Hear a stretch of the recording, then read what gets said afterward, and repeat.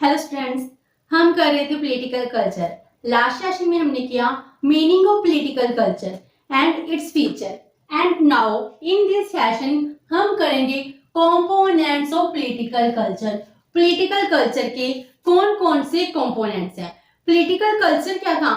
हम कहते हैं लोगों की बिलीफ, वैल्यूज, वो पॉलिटिकल सिस्टम के बारे में क्या सोचते हैं, हम उसी को क्या कहते हैं? पॉलिटिकल कल्चर कहते हैं। तो पॉलिटिकल कल्चर किससे मिलकर बनता है, इसके कौन कौन से पार्ट हैं, इसके कंपोनेंट्स क्या हैं, आज हम वो डिस्कस करेंगे। First one is political values. Political values बहुत ही इंपॉर्टेंट कंपोनेंट है पॉलिटिकल कल्चर का। पॉलिटिकल वैल्यूज क्या होती हैं? पॉलिटिकल वैल्यूज का मीनिंग है कि हर एक सोसाइटी में लोग अपने पॉलिटिकल सिस्टम के बारे में कुछ ना कुछ सोचते हैं on the morality basis. Moral value के ऊपर बेस्ड जो हमारी डिटर्मिनेशन है, हमारी सोच है, हम उसी को कहते हैं पॉलिटिकल वैल्यूज। तो पॉलिटिकल वैल्यूज क्या होती हैं? People of each country possesses certain political values. हर एक कंट्री के लोग अपने देश के लिए, अपने सिस्टम के लिए कुछ पॉलिटिकल वैल्यूज को पोजेस करते हैं। उनकी फेथ बनी होती है कि हमारे देश का पॉलिटिकल सिस्टम है हमारे लिए कैसे काम करता है, इनकी गाइडलाइंस क्या है, मोरालिटी बेस क्या है, डेमोक्रेटिक वैल्यूज क्या है, तो हम उसी को कहते हैं पॉलिटिकल वैल्यूज। जैसे हम कहते हैं हमारे देश में हमारे जो वैल्यूज हैं कि हम इंडिपेंडेंट एंड इम्पार्शियल जुडिशरी है, जिस पर सब लोगों का फेथ है। हम ये कहते हैं कि हमारे देश में क्या है? Independent judiciary.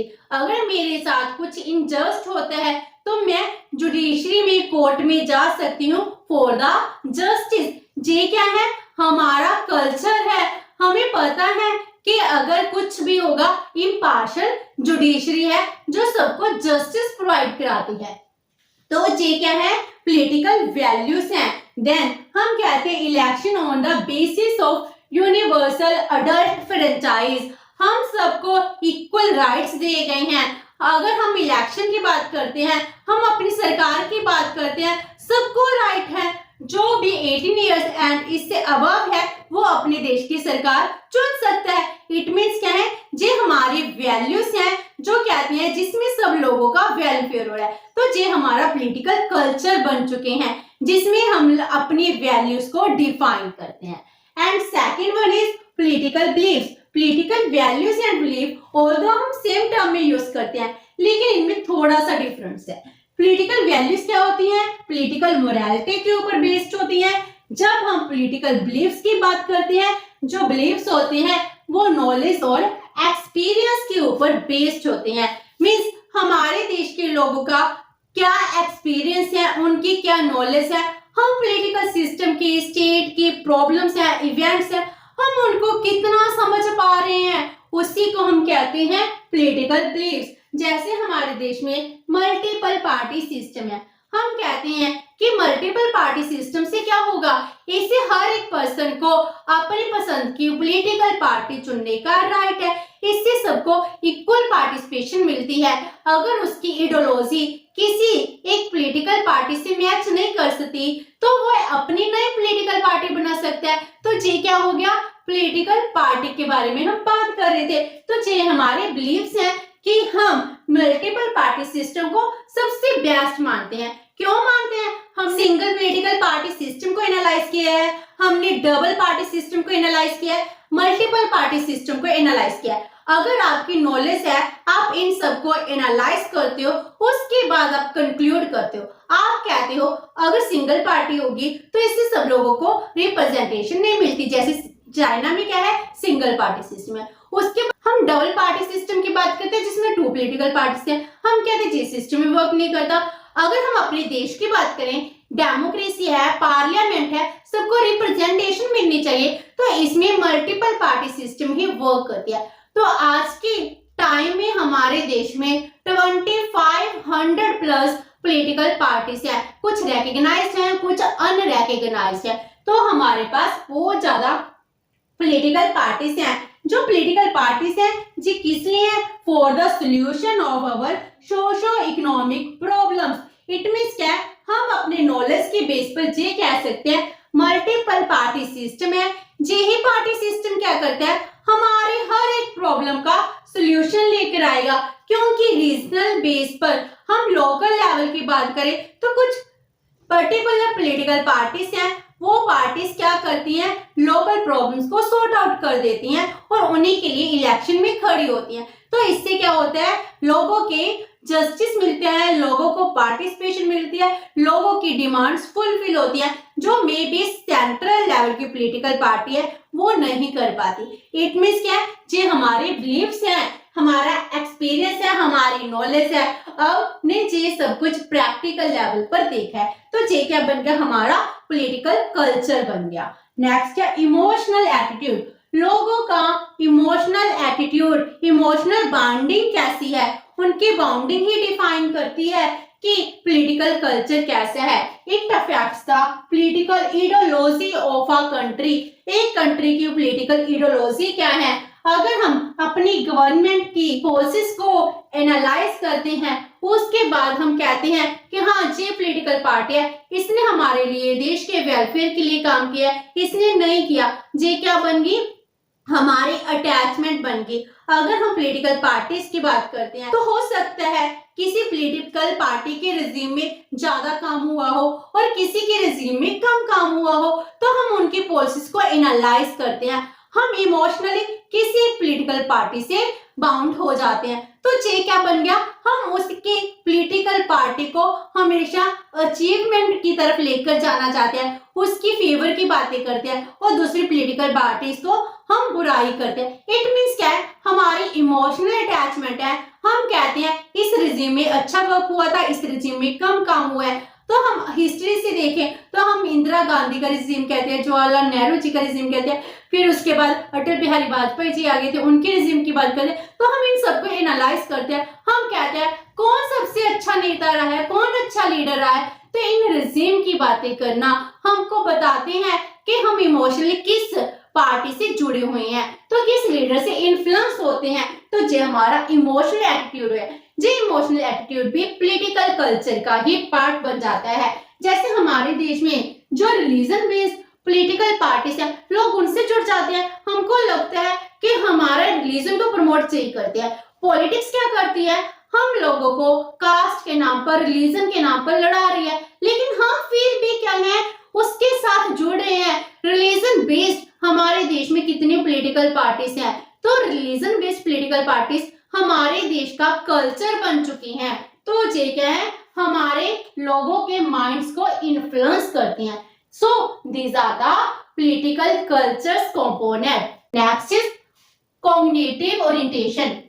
It is also the political cultures cognitive, किसी की नॉलेज क्या है, उसकी एक्शंस क्या है, माइंड की स्टेट क्या है, इसको भी हम पॉलिटिकल कल्चर का पार्ट बताते हैं।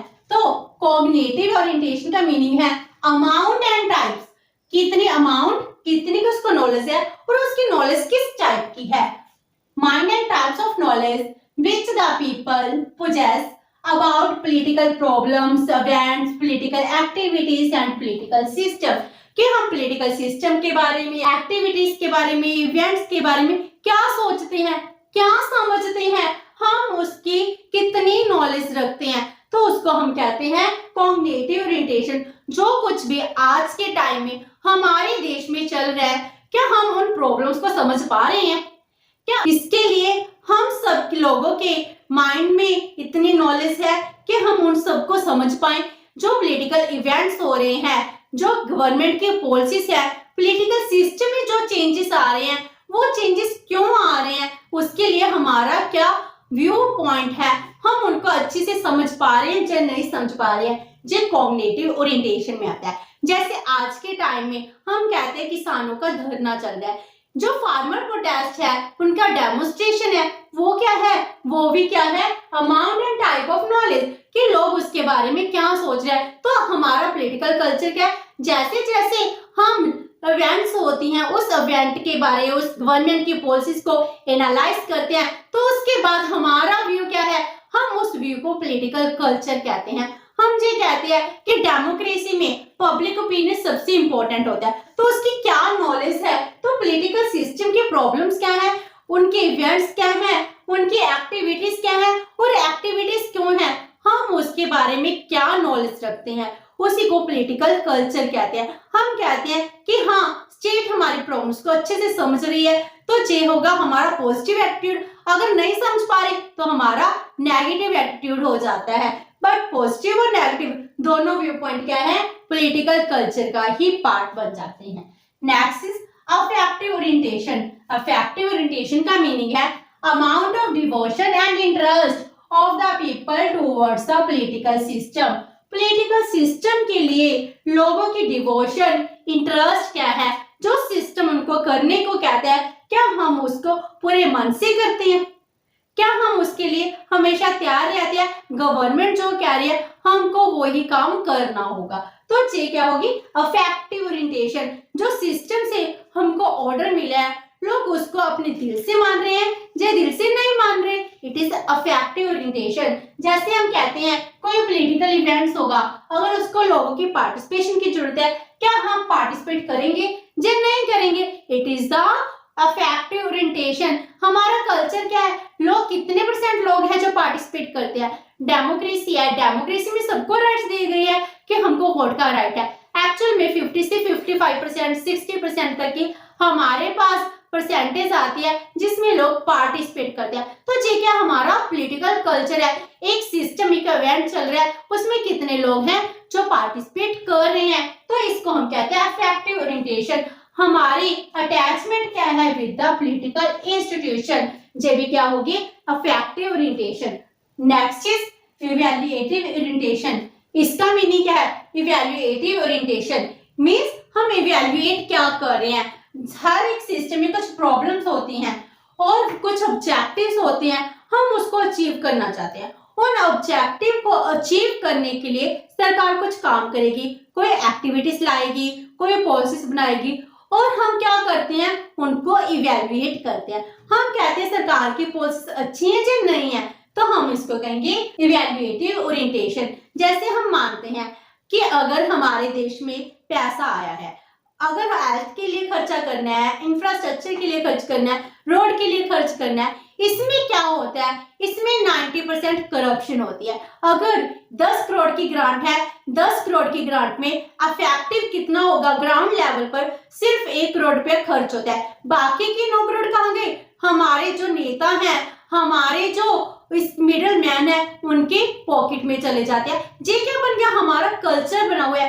एक्चुअल में लोग यही सोचते हैं कि एक छोटी सी प्रोजेक्ट के लिए जो अमाउंट होती है वो अमाउंट इतनी ज्यादा कैसे हो सकती है, क्योंकि इसका पैसा करप्शन में जाता है। हम कहते हैं हमारे सिस्टम में करप्शन ऊपर से नीचे तक भरी हुई है, हर एक पर्सन करप्ट है। ये क्या हमारा कल्चर बना है। हम इवैल्यूएट कर कर बता रहे हैं कि हमारे देश में जो कुछ भी चल रहा है ये सब कुछ कैसे चल रहा है, इसमें जो पॉलिसीज बनाई जाती है इसमें किसके फेवर की बात होती है। इसमें हम कहते हैं लोअर क्लास को हम क्या कर रहे हैं, वो ज्यादा फ्रीडम दे रहे हैं। एक्चुअल में जो पॉलिसीज है उनके हेल्थ के लिए, उनको फूड के लिए जो कुछ भी दे रहे हैं उसको मिल रही है, जितनी उनको ग्रांट होती है क्या एक्चुअली उतनी ही मिलती है। हमें दिखाया ज्यादा जाता है लेकिन उनको मिलता कम है। देन उसके बाद पॉलिसीज किसके लिए बनाए जाते हैं, जो अपर क्लास है, रिच क्लास है, उनके लिए बिल बनाए जाते हैं, जो कहते हैं उनके लिए रिफॉर्म्स लाई जाती है। लेकिन मिडिल मैन के लिए, मिडिल क्लास के लिए कुछ भी नहीं आ रहा है। तो ये पॉलिसीज क्या है, हमारी इवैल्यूएशन के ऊपर बेस्ड है, हमारा पॉलिटिकल कल्चर बन चुका है। तो हम ये कहते हैं पॉलिटिकल कल्चर क्या है एक देश का, जिसमें हमारे बिलीव्स क्या है, हमारा फेथ क्या है। हमने इवैल्यूएशन के बाद ये सब कुछ निकाला है कि हमारे देश में सबसे ज्यादा करप्शन है। ये सब कुछ क्या हो रहा है, जो कुछ भी फंड है वो यूटिलाइज सही नहीं हो पा रहा है। तो ये क्या होगी इवैल्यूएटिव ओरिएंटेशन, जिसमें हर एक सिस्टम है उसके जो ऑब्जेक्टिव्स होते हैं और इस ऑब्जेक्टिव्स को अटेन करने के लिए कुछ फंक्शन करती है। उसके बाद लोग उसको इवैल्यूएट करते हैं कि उन्होंने क्या अचीव किया और उस सिस्टम के क्या फेलियर थे। तो इसको हम कहते हैं इवैल्यूएटिव ओरिएंटेशन। तो जैसे कुछ कंपोनेंट्स ऑफ पॉलिटिकल कल्चर, जो सब कुछ मिलकर पॉलिटिकल कल्चर बनाते हैं, हम क्या सोचते हैं, हम क्या करते हैं, हमारे क्या बिलीव्स हैं, सरकार ने जो काम किया उसके लिए लोगों को क्या करना चाहिए था और लोग उनको कैसे इवैल्यूएट करें, तो ये सब कुछ पॉलिटिकल कल्चर का ही पार्ट है। तो ये थी components of political culture. Hope so कि आपको ये सेशन अच्छा लगा होगा। अगर आपकी कोई क्वेरी है तो post it in the comment box and video अच्छी लगी तो please like and share with your friends. Thank you so much and have a nice day.